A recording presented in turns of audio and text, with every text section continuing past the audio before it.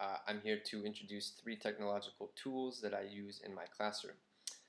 In case you forgot, I am a high school literature teacher, so some of the tools I use may not be as applicable for you, but if you have a reading component at all, especially if it's a lengthier one, you might be able to adapt some of these as well.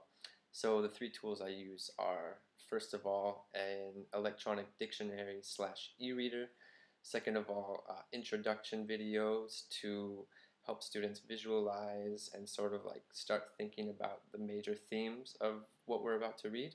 And lastly, audiobooks to help students listen to the sound of language and sort of become more familiar with what it sounds like. So first of all, one tool that I think is just massively important is an electronic dictionary. All language classrooms have a vocabulary component, and mine's no different. So obviously we go over context clues, how to monitor for meaning and comprehension, but once we do that, students still find that they need to know a word if they're going to continue reading and understand what they're reading. So I use an electronic dictionary and teach them how and when to use a dictionary, and just having that around helps them access words they don't know and just keep ticking as far as reading goes. Second of all, before reading anything, I do a ton of pre-reading. I introduce ideas and themes and try to set the table for them so that when they do start reading, they have something to go on. So introduction videos, awesome. Visualizing what you read is the point of reading often, especially fiction.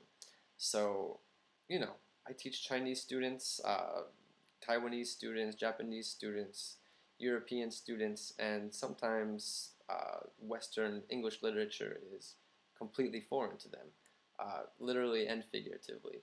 So being able to have a presentation, moving images, so that when they start to read, they have something that they can sort of like call back on, and also just introducing themes and getting some of those gears turning mentally so that when they're reading, they can sort of process things.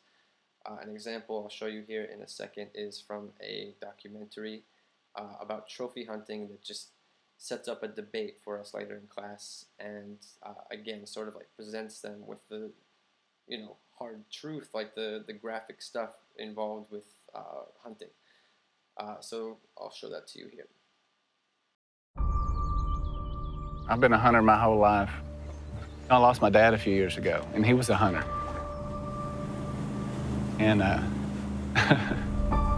think that he would be really tickled to be able to tell the people back home at the coffee shop that his son is out hunting a lion. The Safari Club International Show is the largest hunting convention in the planet. Crocodiles are really mean. Besides that, I want a pair of boots. Poachers will shoot every last one because there's a commercial-driven desire.